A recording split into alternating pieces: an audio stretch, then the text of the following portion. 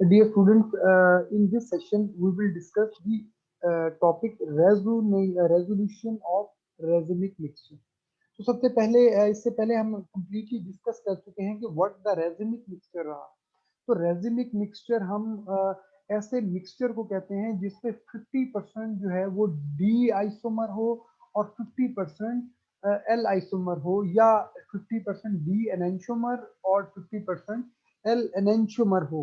तो ऐसे मिक्सचर को हम कहेंगे रेजिमिक मिक्सचर। और रेजिमिक मिक्सचर जो होता है ये ऑप्टिकली इनएक्टिव होता है ड्यू टू एक्सटर्नल कंपनसेशन, क्योंकि dextrorotatory tries to rotate the light towards right and levoisomer tries to rotate the light towards left. So overall the result is zero. Net effect is zero. So racemic mixture यानी कि optically inactive होता है। And the what is the resolution of racemic mixture? यानी कि अगर हमारे पास D and L form का एक मिक्सचर आता आए, तो हम उसमें से डी आइसोमर और एल आइसोमर को कैसे सेपरेट कर सकते हैं, कैसे प्योरीफाई कर सकते हैं। So this is the resolution of racemic mixture. So there are various ways, हम उन वेज को डिस्कस करेंगे। बेटा इसकी जरूरत क्यों होती है? बेटा नेचुरली जब हमारे पास जो कंपाउंड आते हैं, मतलब let's say they are रेजिमिक naturally, क्योंकि जब नेचुरली मॉलिक्यूल बनता है तो उस वक्त ज्यादा चांस यही होता है कि जी 50% डी कंपाउंड बने और 50% एल कंपाउंड बने। तो ओवरऑल हमें नॉर्मली जब भी हम सिंथेसिस करते हैं कंपाउंड्स की, तो नॉर्मली हमारे पास जो कंपाउंड सिंथेसाइज होते हैं this is in the form of D L mixture. तो हमें डी एल मिक्सचर में से स्पेसिफिक आइसोमर को ऑब्टेन करना होता है, अलग करना होता है। और व्हाट इज द रीजन क्यों हो सकती है? मिसाल के तौर पे एक दवाई है रेटाइनोवर, उसका एक आइसोमर जो था दैट वाज गुड, या that was the medicine, while जो अदर आइसोमर था वो जो है सही नहीं था, बल्कि दैट वाज हार्मफुल। यानी कि रिटाइनोवर का एक लेट से डी आइसोमर जो था वो जो है दवाई के तौर पे यूज हो सकता था एज ए मेडिसिन, जबकि एल आइसोमर जो था वो हार्मफुल इफेक्ट का था। ठीक है, दैट वाज कैंसर काजिंग। तो जब इस इफेक्ट को देखा गया तो रिटाइनोवर जो थी, जो मार्केट में अवेलेबल थी, उसको पूरी मार्केट से उठाना पड़ा, क्योंकि जो उसका एक आइसोमर था वो दूसरे आइसोमर में कन्वर्ट हो जाता था, और जो मार्केट में प्रेजेंट था दैट वाज द रेसिनिक मिक्सचर। तो इससे उस कंपनी को अरबों डॉलर का नुकसान उठाना पड़ा, या अरबों रुपए का नुकसान उठाना पड़ा। That was a very huge cost, और उसका इम्पैक्ट भी था। तो हम ये कह सकते हैं कि ये देयर इज अ पॉसिबिलिटी कि left or isomer positive impact रखता हो और एल जो है वो नेगेटिव इम्पैक्ट रखता हो, एंड वाइस वर्सा, ये हो सकता है। सो बाज औकात हमें जो है वो प्यूरिफिकेशन की जरूरत पेश आती है कि हमें कोई एक आइसोमर चाहिए हो। सो this is called the resolution of a racemic mixture. The separation of a racemic mixture into D and L components is termed as resolution. So number one is the mechanical separation. Mechanical separation means कि जाहरी तौर पे अगर ऐसे molecules हों apparently जिनको हम अपनी आंखों से देख सकें कि जी ये लेवो है, ये डेक्स्ट्रो है, तो अगर हम उनको खुद सेपरेट कर लें, मतलब एक एक हमारे पास सामने क्रिस्टल पड़े हों और हम क्रिस्टल को जरा देख लें अच्छे तरीके से, माइक्रोस्कोप के जरिए भी देखे जा सकते हैं। तो अगर हमें क्रिस्टल नजर आ जाए कि जी ये डेक्स्ट्रो है, ये लेवो है, उनकी जाहिरन शक्ल डिफरेंट होगी थोड़ी सी। ठीक है, तो दैट विल बी दी जो है मैकेनिकल सेपरेशन। और इसको लुइस पास्चर ने 1848 में परफॉर्म भी किया था, और उन्होंने जो है रेजिमिक मिक्सचर को जो है टाटारिक एसिड के रेजिमिक मिक्सचर को सेपरेट किया था।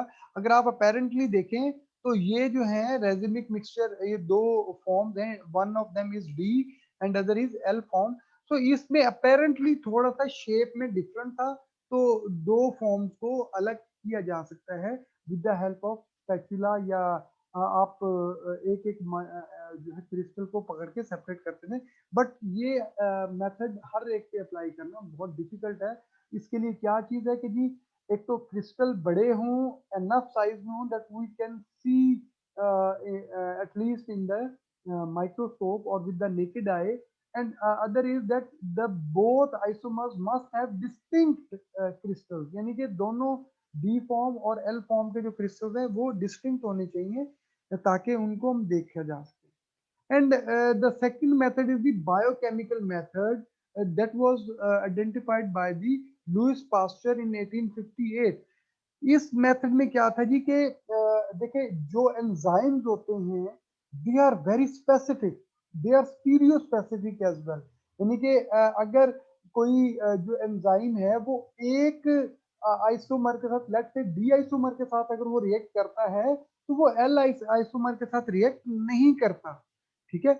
इसी तरीके से अगर वो एक के साथ रिएक्ट करता है या एक को डिस्ट्रॉय कर देता है एंजाइम, तो वो दूसरे एल आइसोमर को डिस्ट्रॉय नहीं करता। तो ये है जी बायोकेमिकल मेथड, यानी कि in this method the resolution is affected by destroying one form, यानी कि हम एक केमिकल रिएक्शन करवा के एक फॉर्म को किसी और फॉर्म में कन्वर्ट करवा देते हैं, या वैसे ही डिस्ट्रॉय कर सकते हैं किसी बायोकेमिकल प्रोसेस से। जैसे कि for example the micro organism such is yeast, mould and bacteria are allowed to grow in the solution of a racemic mixture, यानी कि हर केस में नहीं हो सकता, but there must be the specific enzyme, अगर कोई स्पेसिफिक एंजाइम या माइक्रो ऑर्गेनिज्म है अगर हम उन्हें ग्रो करें उसी फॉर्म में, तो वो किसी एक क्रिस्टल या एक फॉर्म को वो यूज कर लेंगे, डी फॉर्म को या एल फॉर्म को, और जो दूसरी फॉर्म है वो प्योर आपके पास अलग से रह जाएगी, वो उसके साथ रिएक्ट नहीं करेंगे, क्योंकि जो एंजाइम है they are very much highly stereo specific. They assimilate one form selectively leaving the other in solution। जी ठीक है जी। For example if ordinary mould penicillium glacium is added to a solution of DL tartaric acid, the solution becomes levorotatory, यानी कि अगर हम इस mould को DL मिक्सचर में डालें तो ये जो मोल्ड है ये डेक्स्ट्रोरोटेटरी डी फॉर्म को डिस्ट्रॉय कर देगी और हमारे पास प्योर एल फॉर्म या लेवोरोटेटरी फॉर्म रह जाएगा, ठीक है जी। The selective consumption of one isomer is believed to be due to the asymmetry and optical activity of the enzyme. So हम कह सकते हैं कि एंजाइम भी जो है वो they are very highly stereo specific. This method is no doubt much more practical than the mechanical separation, but it suffers from the following disadvantages। इसके disadvantages क्या है? Number one, uh, one half of the material is sacrificed, यानी कि जैसे कि previous example में हमने देखा कि G D form was destroyed, D form हमारी खत्म होगी, जस्ट एल फॉर्म हमें मिली, यानी कि अगर हमने 1 kg कंपाउंड या डीएल मिक्सचर को अगर हमने यूज किया तो हमारे पास ½ kg यूज हो गया, और हमें जो मिलेगा प्योर वो that will be only one isomer, यानी कि हम इस फॉर्म इस तरीके से डी आइसोमर नहीं हासिल कर सकते, सिर्फ एल आइसोमर हासिल कर सकते हैं, और वो भी just half. It can not be applied to the DL mixture of poisonous substances. And the third method is the chemical method, कि जी आप उनको किसी भी तरीके से रिएक्ट करवाएं और फिर आप उनको बैक जो है वो हासिल कर सके इन प्योरिफाइड फॉर्म। इसको भी पास्चर ने 1858 में इस मेथड को यूज किया। This is the most general method of resolution. This method the DL mixture is United with another suitable optical active isomer, यानी कि अगर एक आइसोमर ऑप्टिकल एक्टिव है उसका रिएक्शन भी ऑप्टिकल आइसोमर से करवाया जाएगा, तो फिर वो सिलेक्टिवली रिएक्ट करेंगे आपस में और एक नया कंपाउंड बनाएंगे।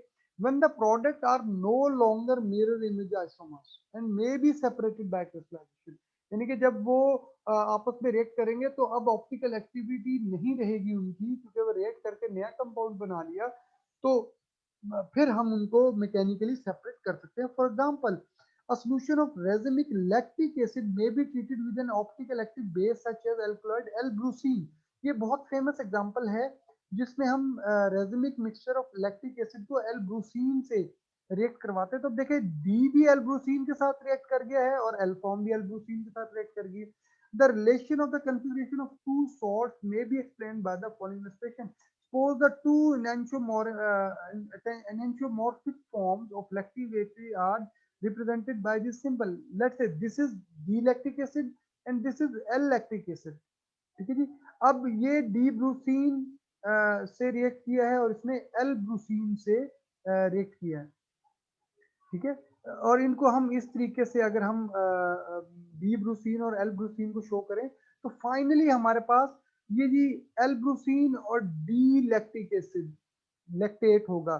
ठीक है। और ये एल ब्रूसीन एल लैक्टेट बन जाएगा। ठीक है जी। जब ब्रूसीन और उसने लैक्टिक एसिड ने रिएक्ट किया तो लैक्टेट बना हमारे पास।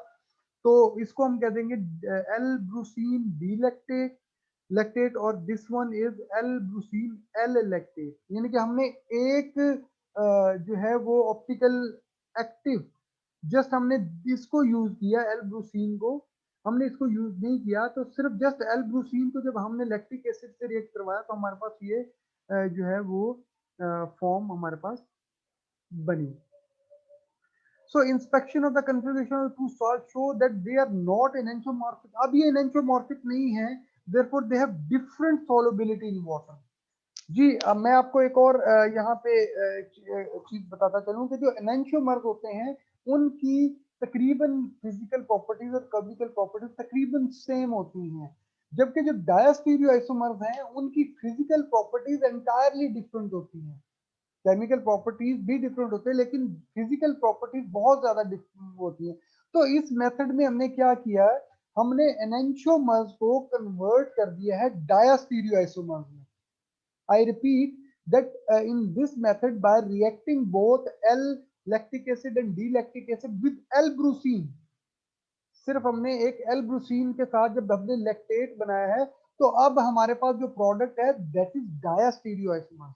एनेंशियोमर्स से हमने कन्वर्ट कर लिया डायस्टीरियो आइसोमर्स में and the diastereoisomers have different physical and chemical properties.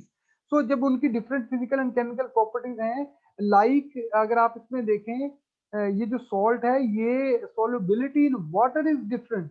So by fractional crystallization simply हमने उनको वाटर में डिसॉल्व किया, उनकी सॉलिबिलिटी डिफरेंट थी तो हमने उससे उनकी थ्रू क्रिस्टलाइजेशन हमने उनको आइसोलेट कर लिया, उनको जो है वो डिफरेंशिएट कर लिया। प्योर हमें डी और एल लैक्टेट, अब जो लैक्टेट था जब हमने उसको सेपरेट कर लिया हमने वापस दोबारा बेस को हम रिएक्शन के जरिए हम दोबारा डी टार्टारिक एसिड और एल टार्टारिक एसिड में कन्वर्ट कर सकते हैं। Next one is the kinetic method that was Mackenzie in 1899. The fact that enantiomers react with an optical active substance at different rates. अच्छा अब जो ऑप्टिकली एक्टिव सब्सटेंस है वो दूसरे ऑप्टिकल एक्टिव सब्सटेंस से डिफरेंटली रिएक्ट करते हैं। किसी के साथ मसलन डी और डी फास्ट रिएक्ट कर रहे हैं तो डी और एल स्लो रिएक्ट कर रहे हैं, तो उनका रिएक्शन रेट भी डिफरेंट हो सकता है और बात वक्त वो रिएक्ट भी नहीं कर सकते। ठीक है जी।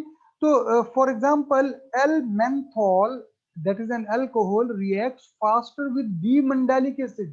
यानी कि अगर हम मेंथोल को जो है वो डी मंडालिक एसिड से करें तो वो फास्ट रिएक्ट करता है, जबकि एल मंडालिक एसिड से then L mandelic acid to form ester तो L mandelic acid slow react करता है। Therefore when racemic mandelic acid is esterified with a limited quantity of L-menthol, the product is richer in DL ester, while LL ester, which upon hydrolysis gives partially resolved mandelic acid. यानी कि एक ज्यादा fast react कर रहा है तो हमारे पास ये 100% सेपरेशन तो नहीं होगी लेकिन हमारे पास एक कंपाउंड यानी कि जो DL एस्टर है वो ज्यादा होगा as compared to LL ester. And the fifth one and the last method is selective adsorption. Adsorption एक ऐसा फिनोमिनन है जो कि प्योरिफिकेशन का है, we had discussed it yesterday as well, कि इसमें हम किसी चीज को किसी सॉलिड पे स्टिक करवाते हैं। जब वो सॉलिड पे स्टिक होती है तो वो जो है हम उसे फिर सेपरेट कर सकते हैं।